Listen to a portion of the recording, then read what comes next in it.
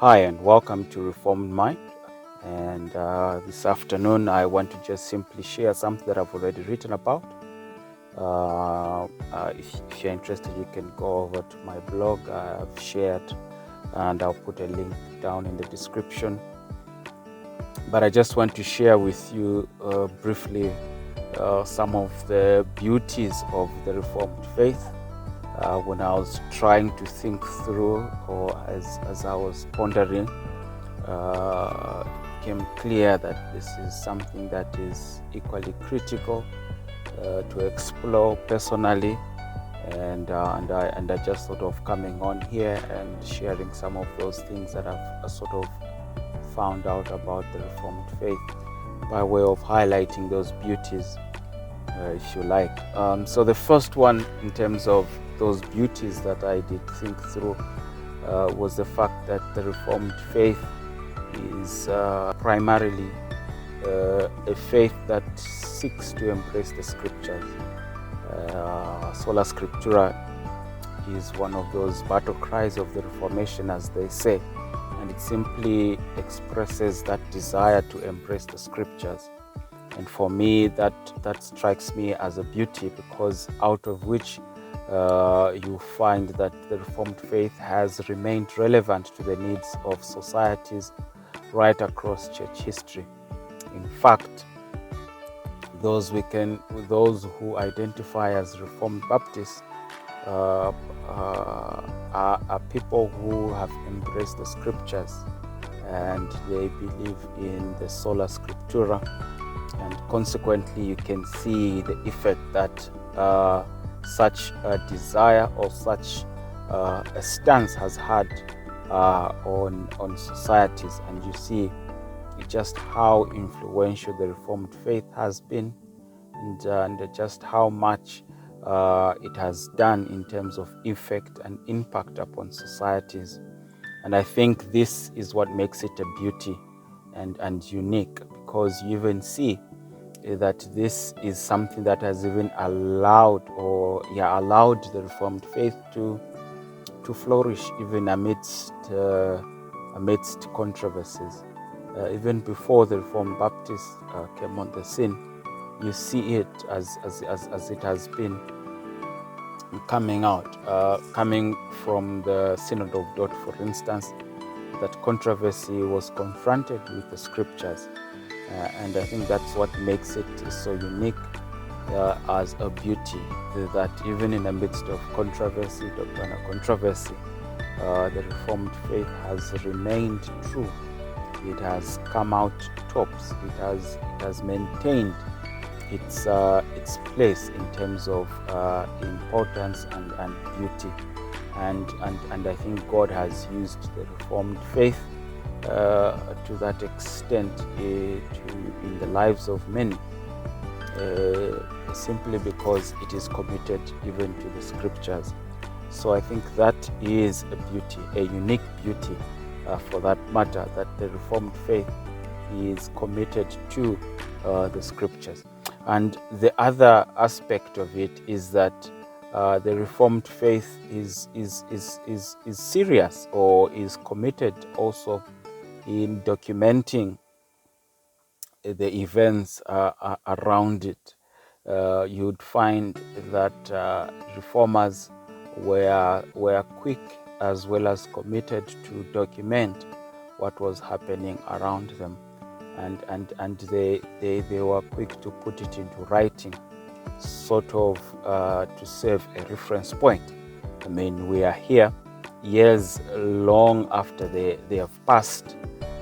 We are here, but we are able to refer back to the happenings of that day. I mean, you look at the famous account of Luther nailing his 95 Theses, and I'll come to Luther in a bit. But you see that events around the happenings of Martin Luther are well documented, and people, even after years, can go back and they can refer to them. Equally, the events around the Synod of Dort and the development of what we now know as the doctrine of grace are well documented. You see accounts of men such as the followers of Jacobus Arminius, when they formulated the 5 points of Arminianism, that even those who opposed it were quick also to document, and you find the events surrounding the Synod of Dort well documented, serving as a reference point. And I think that's also quite critical, especially even in our African context as Reformed Baptists in Zambia, that events around us are rarely documented. And no, we shouldn't even be surprised if years after us we see that there's a storyline that does not really depict who Reformed Baptists are in Zambia. I think documenting then becomes quite important in that sense, but also that documenting helps us, because in future a generation will come, they will not understand who we are, and they will easily associate themselves with those that Reformed Baptists have distanced themselves. A typical example is what is happening currently. Clearly, there are two camps, and you can see that there are those who are committed to the Reformed faith, but there are also another camp that identifies as Reformed Baptist, but on close inspection, you clearly see that they've got nothing to do with the Reformed faith. They are clearly pursuing another faith altogether from the US. But if these events are not documented, a generation from now will come, and they will begin to mix with these camps, and I think that would be not a welcome event altogether. But documenting ensures that we know who's on which side, who are pursuing true reformation as we perceive it to be, as well as those who have drifted and are pursuing another faith altogether. But also, this is also exemplified in the confession of faith, because as a statement of faith for Reformed Baptists, this document, now that it has been documented, there are no doubts as to who is in what camp. Everybody knows that for a Reformed Baptist, these are the certain things that they ought to adhere to, as articulated from the scriptures. And I think that is quite key when you look at this whole scenario of documenting. The third beauty is that Reformed Baptists are known to contend for the faith. And in this day and age, especially the events surrounding the Reformed movement in Zambia,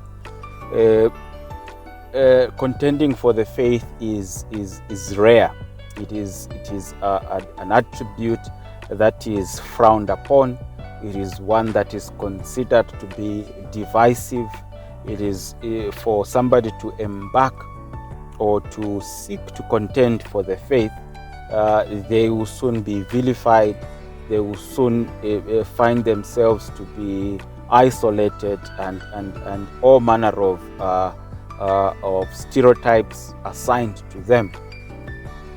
But I mean, when you just critically look at Reformed Baptist right across church history, you can't miss this duty that they were committed to contend for the faith once for all delivered to the saints.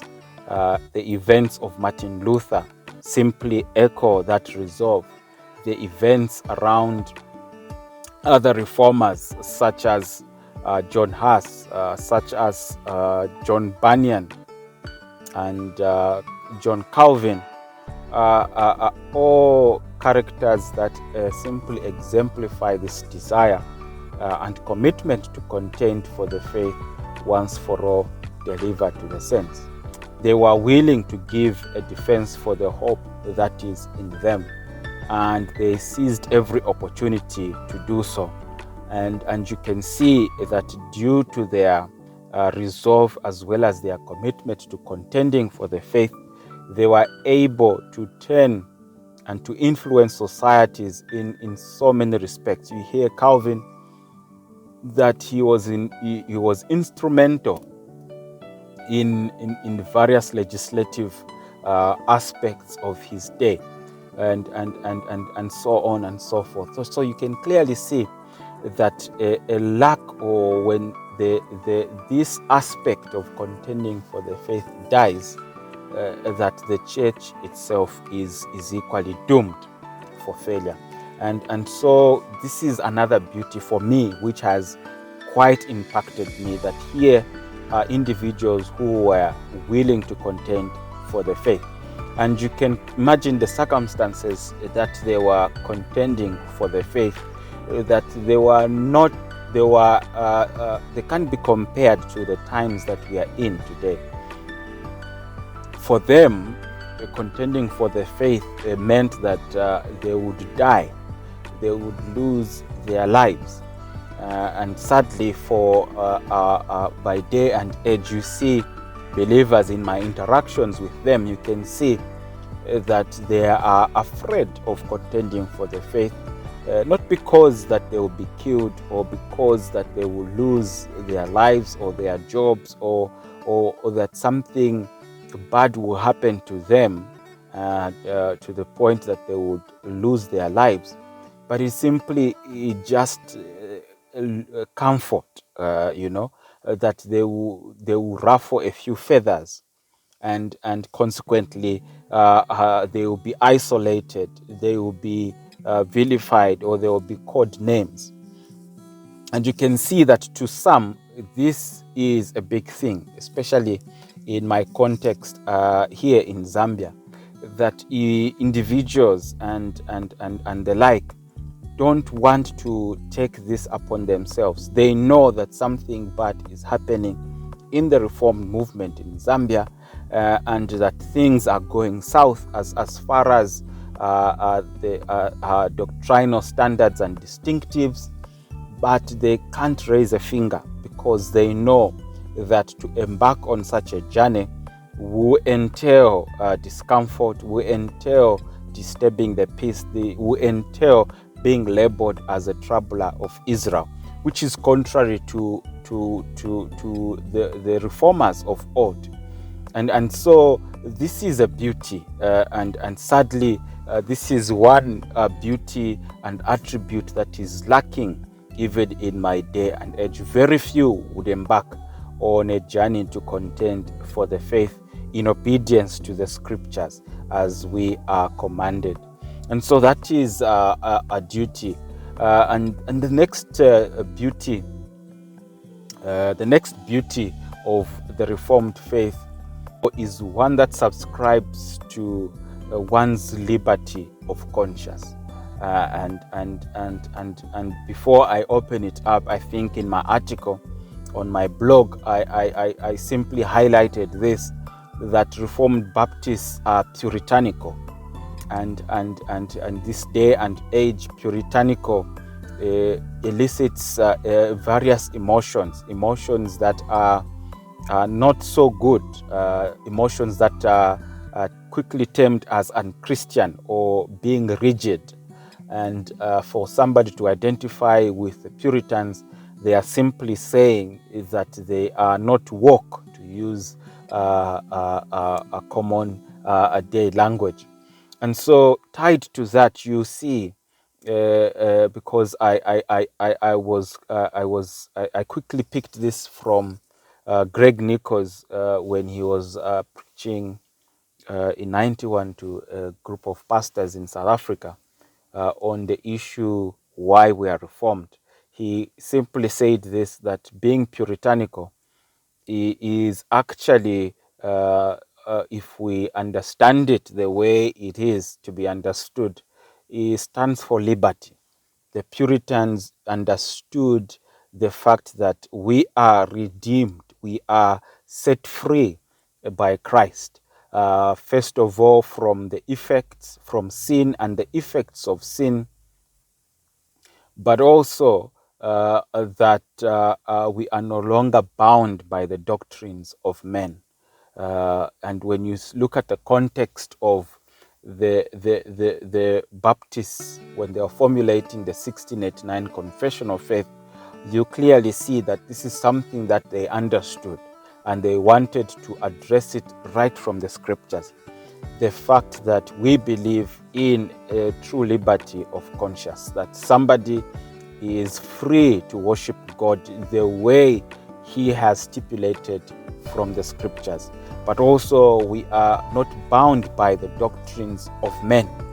And as such, we are free to belong to any church, local church we feel expresses that desire to worship God, or we are free to belong to a church that we are convinced stands on the doctrines or on the precepts of the scriptures.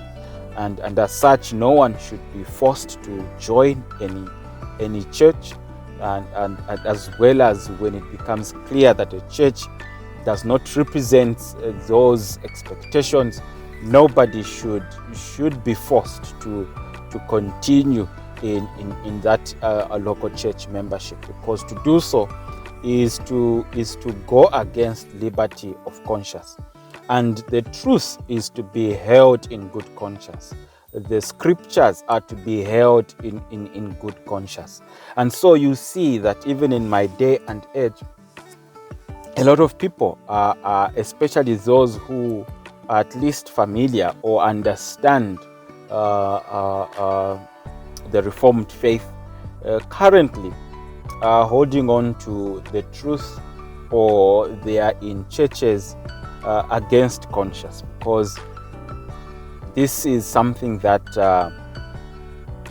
they are either afraid to do, or for any other reasons can see that this is not the Reformed faith. The Reformed faith believes in one's liberty of conscience. It believes in the fact that we should believe, we are free to worship, we are free to embrace doctrines, and we are free to do so because Christ has procured for us liberty through his sacrifice, or atoning sacrifice, if you like. And so those are some of the beauties, not to say that they are conclusive. There could be others which sort of highlight this, but for now, I believe, when I was trying to think for myself, that those to me did stand out as the beauties of the Reformation or the Reformed faith.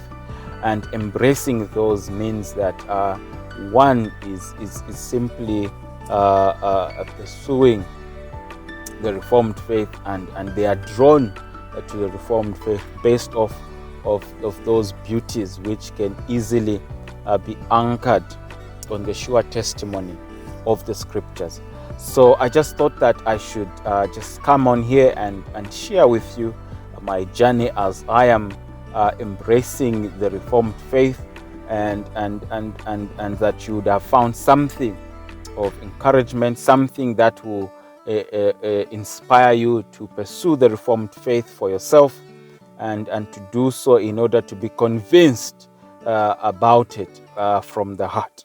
So thank you for listening, and we'll see you soon. Have a good day.